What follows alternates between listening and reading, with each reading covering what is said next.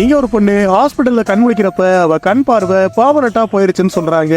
அப்பதான் அவளுக்கு அதுக்கு முந்தின நாள் நடந்த விஷயங்கள் ஞாபகத்துக்கு வருது. அவ தனியா வரப்ப ஒரு ஸ்ட்ரேஞ்சர் அவ கண்ணுல ஒரு ஸ்ப்ரே அடிச்சு அவளை இந்த நிலைமைக்கு ஆளாக்கிருப்பான். ஆனா போலீஸ்காரங்களுக்கு சம்பவம் நடந்த இடத்துல எந்த க்ளூவுமே கிடைச்சிருக்காது. ஒரே ஒரு நல்ல விஷயம் என்னன்னா அவளால இருக்க அவங்க அண்ணன் ஒரு காஸ்ட்லி அபார்ட்மெண்ட்டையும் ஒரு கேர் கிவரையும் அவளுக்காக ரெடி பண்ணிருப்பான். அதுக்கப்புறமா ஏலன் அந்த அபார்ட்மெண்ட்டுக்கு போயிடுறா. அந்த கேர் கிவரும் அவளை நல்லாவே பாத்துக்கிறான். ஆனா போக போக அவளுக்கு அந்த இடத்துல ஏதோ தப்பா இருக்க மாதிரியே தோண ஆரம்பிக்குது.